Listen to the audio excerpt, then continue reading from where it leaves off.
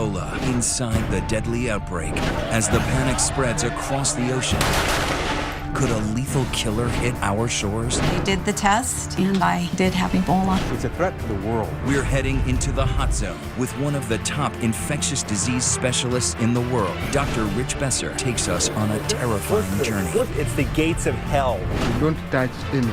And comes face to face with the disease that shows no mercy. To protect the U.S. is to stop the outbreak. This is the only way to keep entire nations from being reduced to ashes.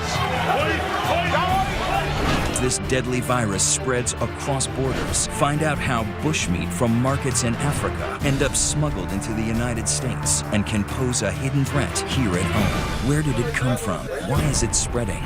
Can anyone stop it? And is there a cure? Ebola inside the deadly outbreak. Somewhere on the other side of the planet, in a hidden corner of a tropical rainforest, a new virus is surely incubating. A pathological killer that could unleash a deadly plague at any time. ABC's chief medical correspondent, Dr. Rich Besser, takes us on a harrowing journey to the heart of darkness. I'm crawling through the dense jungles of Cameroon with a man we call the virus hunter. He's in a race to stop a virus before it can infect human beings. What our work is focused on is understanding what's out there that could potentially harm us as a species. If you think this has nothing to do with you, think again. Inside the bush, animals hold the potential for worldwide danger. These paths are not just local roads, they are a virus's highway. When you see a logging road, what do you think about? I think about the potential for both animals as well as humans with new viruses to get to cities where you have planes, cities where you have boats. So things that happen in Central Africa don't stay in Central Africa. You got it. The bridge from animal to human? It's believed that fruit bats are the main reservoir of Ebola, carriers who don't get ill, but spread the disease to other wild animals. And then to humans, through bushmeat. Raw meat from apes, monkeys, and others killed for food, and who may carry the virus with them. But this meat doesn't always stay in the bush. Poachers sell it on the black market, and it's smuggled around the world, sold to immigrants longing for a taste of home. A few years ago, ABC News correspondent Dan Harris found what seemed to be black market bushmeat in this New York supermarket. How much you sell that one? It's a pound, $20 a pound. $20 a pound, that's too much, man. Yeah, man. I mean, so this seems to indicate that this stuff is not hard to get. We know that it's readily available not just in Queens, but also in parts of Washington, D.C., parts of Minneapolis, St. Paul, other centers around the country. And it's because people have a passion for bushmeat. They want that taste from home. This African immigrant, a mother of 10 named Mamie Monet, was sentenced to 3 years probation for importing crates of monkey meat, which she has said her community consumes to celebrate religious holidays. Are you guys selling bushmeat out of here? No. No? No, bushmeat, no. Fish, dried fish, snails, bushmeat. We had an investigator with a hidden camera come in here, and he found what he said was cane rat from Africa. No. So nothing whatsoever. No, we don't have it. Bushmeat. Yep. Okay. And you're the owner, you say? The CDC says they're concerned. Experts say that meat like this could potentially be teeming with Ebola, or worse, undiscovered viruses carrying unknown threats. That's why Dr. Nathan Wolf's research is critical, searching in animals' blood for tiny microbes, diseases that could grow into lethal pathogens. It's not alarmist, it's happening. The deadly swine flu that killed 18,000 worldwide jumped to humans from pigs, HIV from a monkey, and now Ebola. Ebola is now an epidemic of the likes that we have not seen before. It's spiraling out of control, it is getting worse, it's spreading faster and exponentially.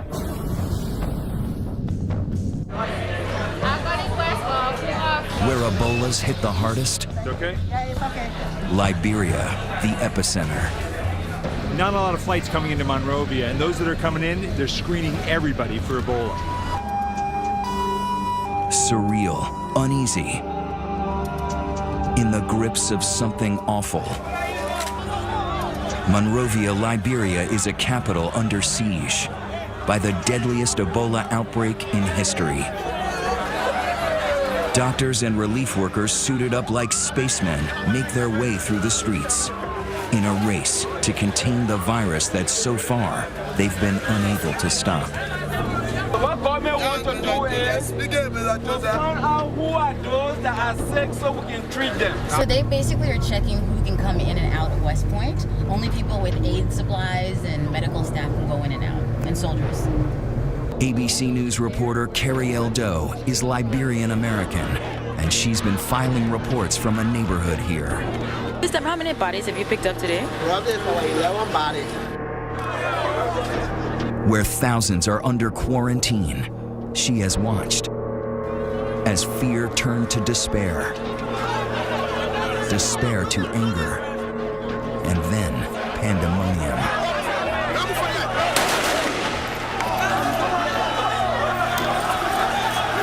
There's been looting and rioting.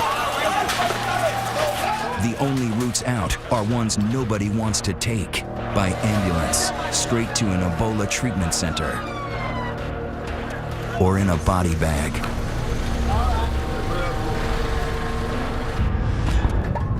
Liberia is a country founded by freed American slaves.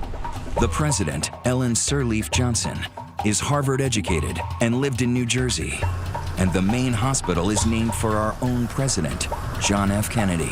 This is the emergency room, and you can see there's no one going in, there's no one going out. That's because there are no doctors to take care of patients. There's no one here. No one here, it's a ghost town. This unit, it's stuck back in the furthest corner of the hospital compound. It used to be used for treating people with cholera, and now it's where they're putting patients who may have Ebola. Many of them do. The facilities are makeshift. Their protective gear is the only barrier between them and the disease. They've had to make some of it themselves. They don't have hoods that are ready-made, so they're making hoods out of other protective equipment. The temperature, is it hot in what you're wearing? Oh yeah, that's the heat. The heat is too much? Yeah, too much. The place is not just like ordinary hospitals. If you are finished with what you want to do, you don't just leave and leave the others there. I'm okay.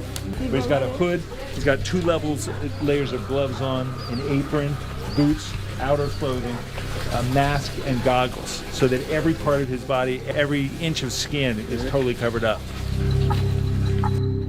Even though I've spent my career working on infectious diseases, I have to confess, this is scary. You don't touch anything, okay? You just use your eyes. And you may talk to somebody, but you don't touch anything. Okay. This is Ebola Zaire.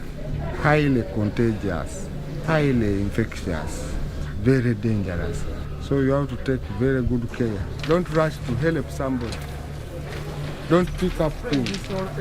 Don't panic, eh? Stay calm. Stay calm. This is the Ebola isolation unit. He's about to go in. When he opens the door, you can take a look. Patients with Ebola are everywhere. The team is not allowed to go any further, even in all their protective gear. Ebola is named after the river in the Congo, where the virus first appeared in 1976. There have been major outbreaks since then, but never like this. Cases began showing up in March of this year. In June, the first case walks into Monrovia's Elwa clinic. My job in the Ebola unit was to make sure that doctors were suited up properly. At the time, Nancy Wrightbowl is a Christian missionary from North Carolina with no formal medical training. When doctors went in, I wanted to make sure that they were dressed properly, and when they came out, I wanted to make sure that they had been decontaminated properly. And I felt the weight of that, I can tell you. We've been in Ecuador for 5 years. We were in Zambia for 8 years, and then in Liberia. We've traveled in many places. But they have no idea what they've signed up for this time. As the death toll mounts, Liberian health workers start to fall ill. I had a co-worker who ended up having Ebola and died. And I had trained him for 3 nights. By midsummer, one by one, 8 organizations make the wrenching decision to pull out of Liberia. But the Wright Bulls stay. So do doctors Kent Brantley and John Fankhauser, physicians and fellow missionaries who work at Nancy's clinic. Our hospital is a busy, 45 to 50 patients at any one time, 3 to 5 surgeries, delivering, 4 or 5 babies every day, where we'd see 150 patients a day. So each of us took our turn seeing patients in the clinic as well. So it was very busy, very full, and very clinical. They don't realize they are in the midst of the worst Ebola outbreak in history. The problem? This outbreak has come to such a densely populated place. 2 years ago, there was one in Uganda, across the continent. Back then, Dr. Besser traveled deep into the jungle to rural villages, very far from any city. Wrapping up this epidemic is all about going down these roads, finding any possible case. It's really hard work. He and his producer were the only outsiders permitted to travel with the CDC team into the epicenter, with unprecedented access into the wards of suffering. Just try and stay calm. It is quite frightening if you suddenly start to find breathing difficult. Don't touch your masks. That's the rules. Okay. Very good. This time, Besser was allowed to go inside, but it was too dangerous to allow his producer to follow. He went in alone, with only a small camera. I have to say that there are few things that I've done in medicine that are as nerve-wracking as going into this place. Those are the 3 who have Ebola. Yes.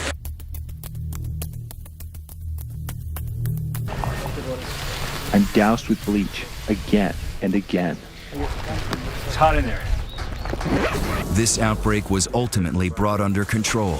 Its isolation made it more possible to contain. But Ebola didn't go away. It may have been as early as December that this latest strain came out of the jungles in Guinea, along the open borders of 3 countries. And when it hit Liberia's biggest city, it exploded with a vengeance. Ebola travels through contact with bodily fluids, blood, diarrhea, vomit. And this is what makes this outbreak so dangerous. In an urban area with people packed on top of each other, Ebola has been almost impossible to stop. This is not just a threat to Liberia. This is not just a threat to West Africa or Africa. It's a threat to the world. If we don't turn it around, for every day it continues to spread, there's more and more risk of spread to other countries in Africa, other countries around the world. There is no way we can seal off and isolate a country, even if we wanted to. The real fear is that it could mutate into a smarter virus, turning airborne. It could infect with a single sneeze, as millions of lethal pathogens fly through the air. In airports, crowded subways, children's playgrounds. A global pandemic that knows no borders. Coming up, a call to action. We have to move with force. As the virus turns on the American volunteers, brave enough to stand in its way. Really pretty sick. So they did the test. I did have Ebola.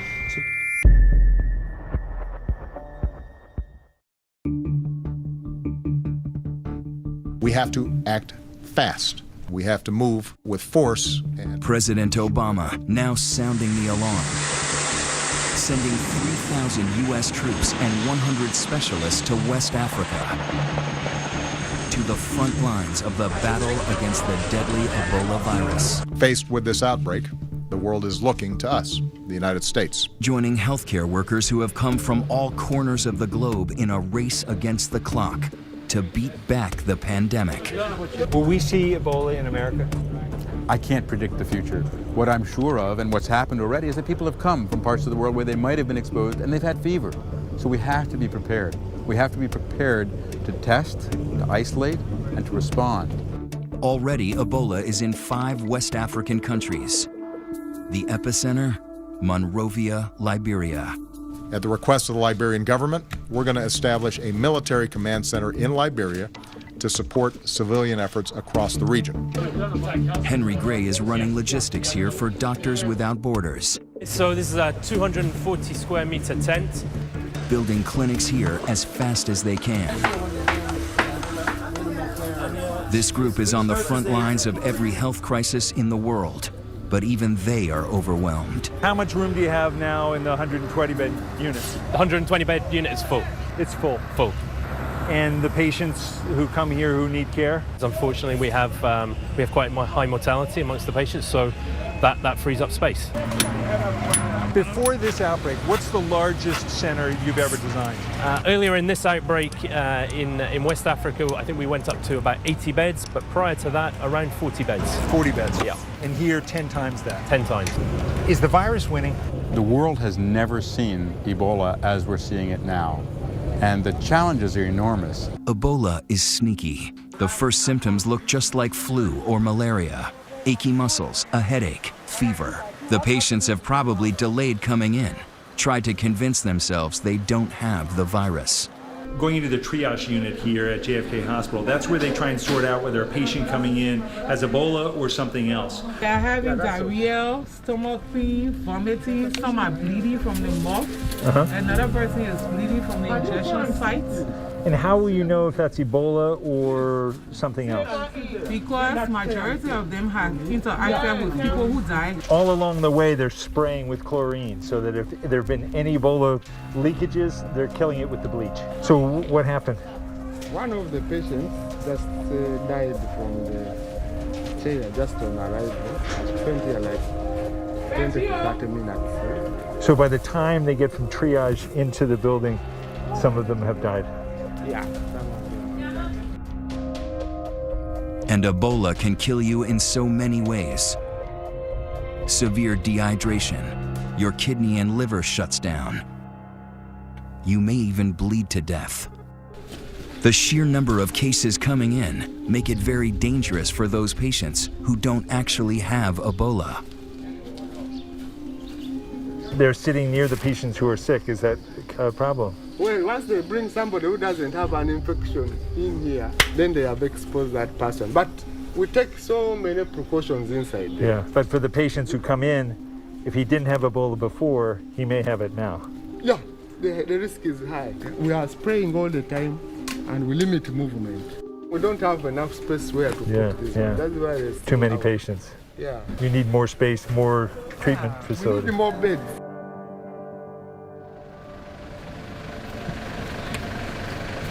When Dr. Besser came back to the clinic the following day, they had 10 more dead, 30 more sick, and they were turning patients away.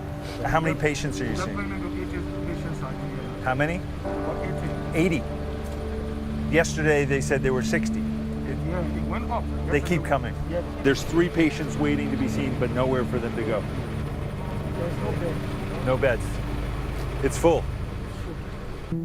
At the Elwha Clinic, Dr. John Fankhauser is relieved that reinforcements are arriving. For most of the summer, he and his colleague, Dr. Kent Brantley, were among the few American doctors who stayed.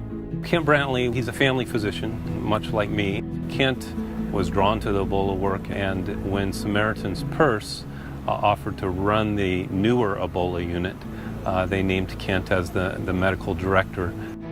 By midsummer, his fellow evangelical missionary Nancy Wrightball had gone from hospital administrator to decontaminator.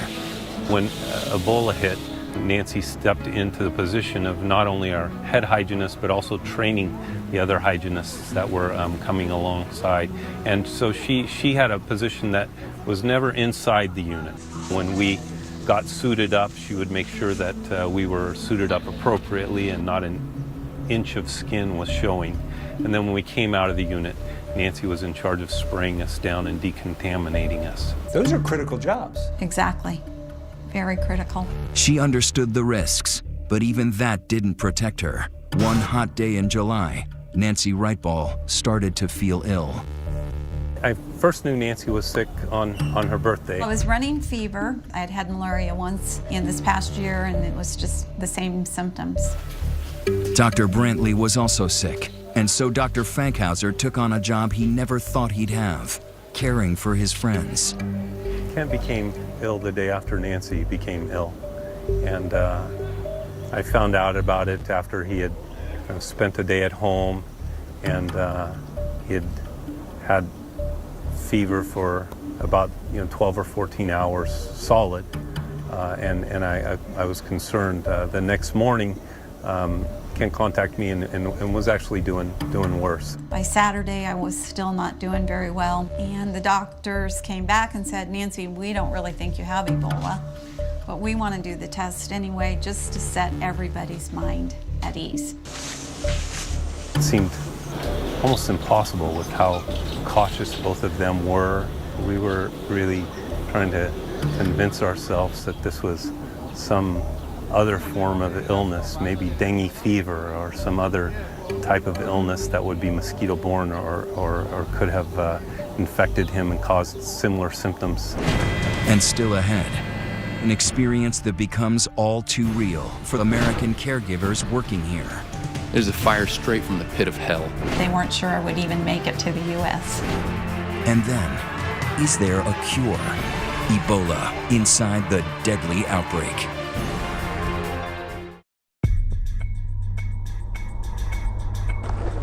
Here in Liberia, in the grips of the deadly Ebola epidemic, It's not fair to us. even the heroes are scared. Doctors and medical volunteers are vulnerable. In some outbreaks, they account for a quarter of all Ebola deaths. We closed off our program in April of this year. It just wasn't safe. We didn't think that we had the necessary precautions to do it safely. American doctor James Sirleaf is the son of Liberian President Ellen Johnson Sirleaf. He left his practice in Georgia to help with the crisis, only to find panic and chaos. The NGO community has mostly left. Yeah. We had to pull our physicians. We can't risk. These people are not Ebola trained doctors. It's just not safe to have them here.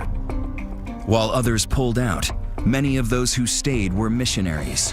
And by early August, Americans Dr. Kent Brantley and Nancy Wrightball had serious symptoms.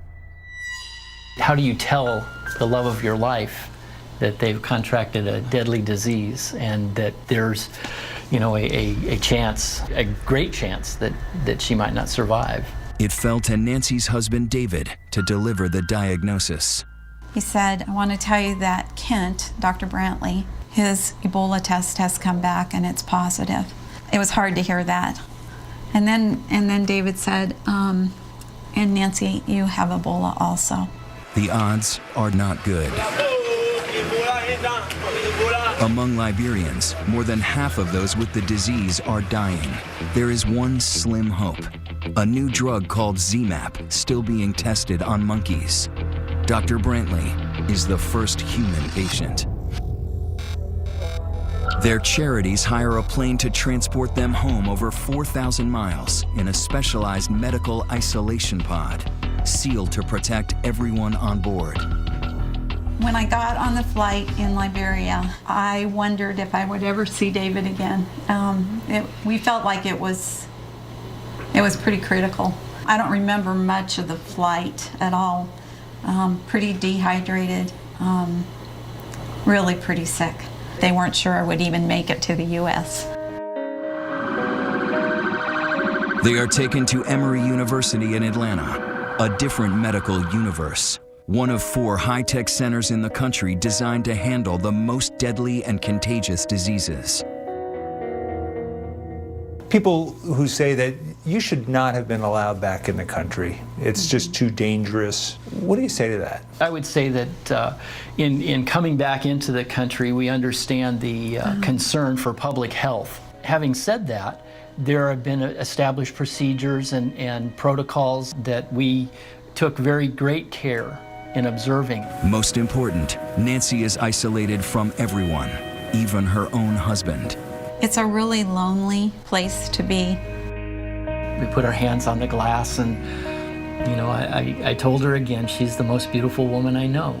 It is her family and faith that got her through. I think one of the scripture, it's a psalm that so many people know, that the Lord is my shepherd. And yea, though I walk through the valley of the shadow of death, I will fear no evil. Some Americans say that you had no business being over there. It's too risky. We went to serve, but when you go to serve, you count the cost, but you lay it down. You lay down those fears, you lay down what you think might happen. Then, finally, the news that both the Wright-Balls and Kent Brantley have been praying for. They are virus-free. Today is a miraculous day. I'm thrilled to be alive, to be well, and to be reunited with my family. But still ahead, what awaits American troops as they head for the hot zone? Panic in the streets. And can they help Ebola's youngest victims?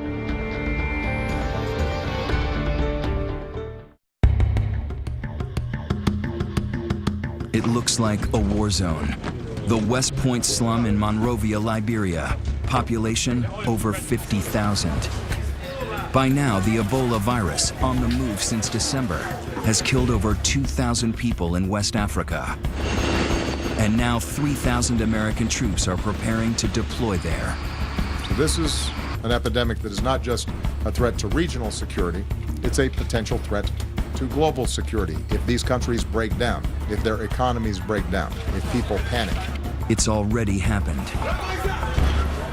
In Monrovia, Liberia, the epicenter of the crisis, West Point became a flashpoint.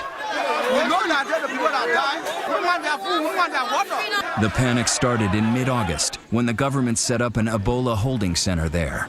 They quickly filled up with people like Finda. The other adults in her family are dead, so she has 6 kids with her, and her nephew Sa is sick.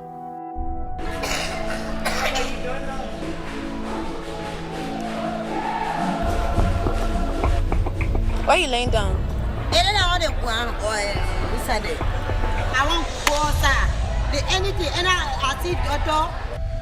Her young sister, another nephew, and her own 2 boys aren't ill, but they all wait with Sa, amid other patients who may have Ebola.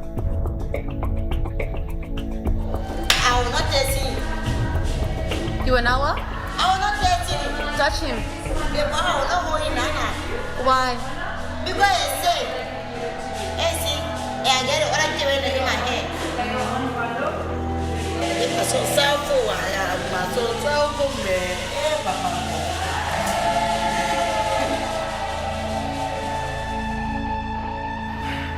Her stay here is short-lived. Residents are furious that patients with Ebola are in the neighborhood, so they ransack the center, looting infected medical supplies. 2 days later, the government puts the entire community under quarantine. But the rioting and looting continue. Containing a frightened populace isn't easy.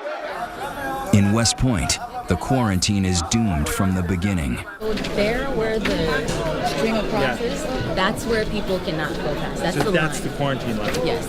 And the idea is that the germs will stay on that side of the line. I guess so. Yeah. That's just absurd. Yeah. But when people are scared, they do crazy things. I've never seen a quarantine area like this. They haven't used quarantines like this, where you shut off whole parts of cities, since the Dark Ages. Behind the barriers, there's people who can't come and go. They've been in this compound for 7 days? 8 days. Why? They say they're doing a quarantine. It's like you're in prison. In prison. No movement, nothing. This is our home, and this is someone private, but they have kept us here, keeping us on a hostage.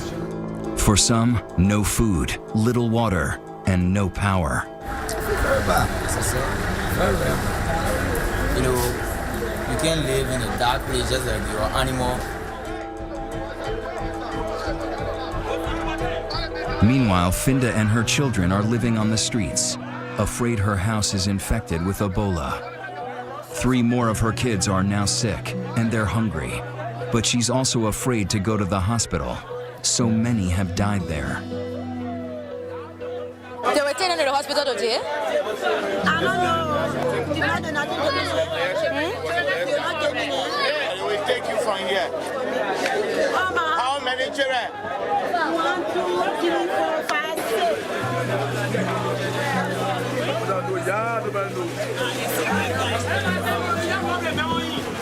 Like it or not, like so many others, she is forced to go. But it's too late. Little Sa dies in the hospital. But these photos have surfaced. Even in death, he is known as the little boy on the bucket. When Finda sees those pictures, she breaks down. I think it's going get better in my head. Because I get play for my children, Ali, the only baby people that die in my head. They my children get so far to be my hair. Come be happy. They say I get this out. Anything I live will go. Now go say, that one I will not get it. Now go give me the one. I said, waiting for him. I say, play for him for give me chance, and they want I live all day one. Coming up. He said we can come. A secret ritual, a hidden danger. Is there any way to stop this virus? The answer may surprise you. Ebola inside the deadly outbreak.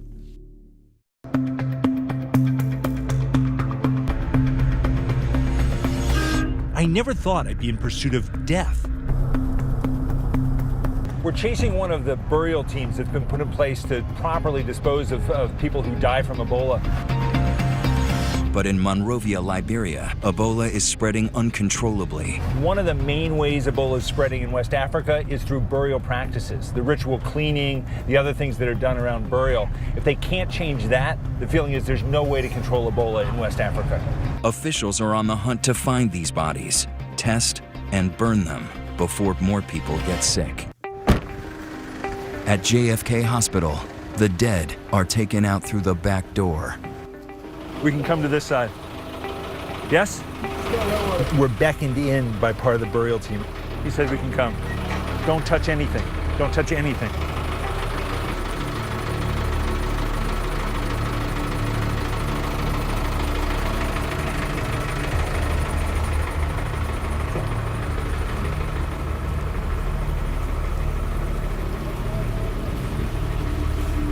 How many bodies are there?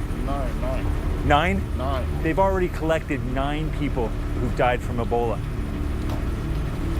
How many more will there be today? 5 more. 5 more to be collected. Oh my God. It's the first time here in Liberia that I've really been scared.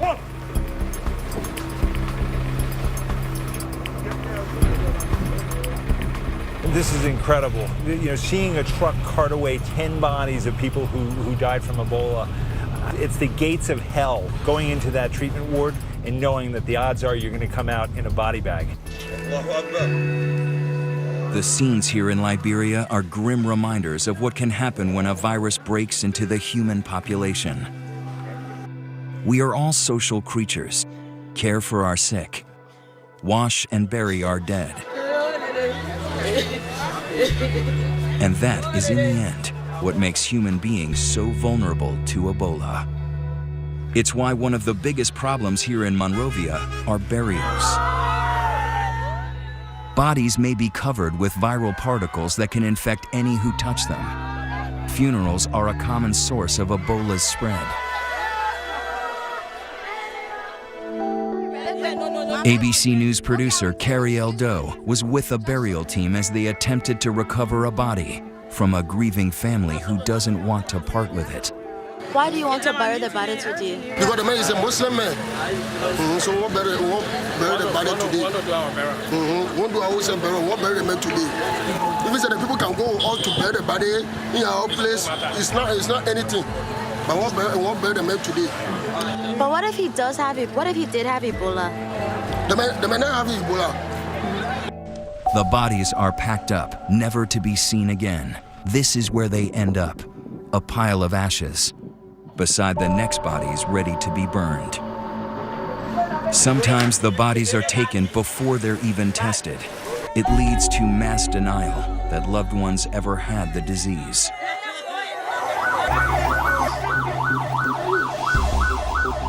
Families so desperate to bury their own that we catch a secret one about to take place to avoid the government carting the body away. Where were you all taking the body? The boys were caught by vigilant neighbors, disgusted that they might spread the disease in the neighborhood, an unforgivable crime. That thing is very, very terrible. For you sitting in a car without body, it's terrible. They brought all the Ebola for us out. They put in the community spread with y'all. Precisely what these body collectors are trying to avoid. We're following this blue truck. It's got the head of the burial team. He got word that in one house in this village, 5 people died from Ebola. It's a race against time. Every second those bodies linger, the greater the chance of someone else getting infected. The community here says that the 2 people in this house did not die from Ebola, so they're not letting the burial team in. We're to Elwa. To Elwa. How many bodies are at Elwa? Elwa, we got 8 there. Yes. The burial team is pulling out. They're going to the next hospital where there are many bodies, many people who have died from Ebola. A grim task with no end in sight, no shortage of bodies. When we come back, can the virus come to our shores?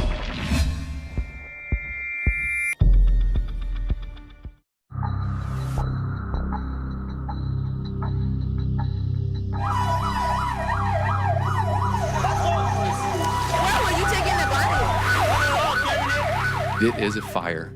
It is a fire straight from the pit of hell.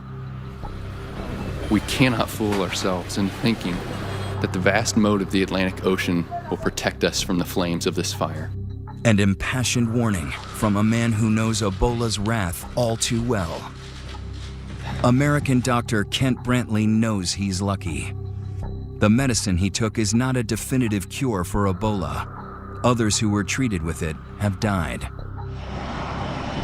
And as the U.S. puts boots on the ground in West Africa, cases there double every 3 weeks. An already very weak public health system is near collapse in these countries. Patients are being turned away, and people are literally dying in the streets. And it's a struggle to keep infected patients quarantined. This video captures hospital workers trying to subdue a man who ran away from the Ebola ward. Even one case undetected can wreak havoc. A few weeks ago, a Nigerian diplomat with Ebola slipped out of his quarantine and fled to the global oil hub of Port Harcourt, where hundreds of workers from all over the world live. He was secretly treated by a local doctor in a hotel room. That doctor died of Ebola, but not before treating dozens of patients that could have infected others. Now, more than 200 people are being monitored for the virus, leaving all of Nigeria at risk. This matters big, not just for Americans, for everyone in the world. This is an unprecedented health threat, and if we don't stop it here, we're going to be dealing with it for years around the world. As the world focuses on containing Ebola, there is hope that it can finally be stopped. Scientists are right now racing to develop a cure. The NIH is testing a new vaccine, while Japanese researchers say they've developed a method to detect Ebola in just 30 minutes. And the latest breakthrough, Doctors in Nebraska have injected Dr. Rick Sacra with antibodies from his colleague Kent Brantley's blood, and he seems to be responding. The best way to protect the U.S. is to stop the outbreak in West Africa. What can be done to save the lives of people who already have Ebola? We give them the best. There are some who are doing well, like I can call you. Chroma. Now, there are some who overcome it, like this guy. How are you, my dear? Hello. Come near here. But How are you? Don't cross the water here. Yeah. How are you doing? You have been here for how long? How many days? 1 week, 1 day today. 1 week, 1 day? Yeah. And how do you feel today? I'm okay. Jumping. And when will you go home? I want to go home today. Today? Yes. What do they say? When can you go home? And? When can you go home? When? Now. And a joyful homecoming for Liberian Dr. Philip Ireland, who contracted Ebola after bravely treating so many in his native country. You've survived Ebola? Yep. I've been through hell. Okay, I've seen death, and I walked through the valley of the shadow of death. And just to see the sun and to see the trees and to see my children, my wife, and just to be with them. Right now, I'm very grateful. I'm happy just to be alive. His words echoing a fellow survivor, American Nancy Wrightball. But already, a strain of Ebola has emerged in the Congo. And nobody knows better than those who have put their lives on the line how difficult and dangerous it is to stop this treacherous virus.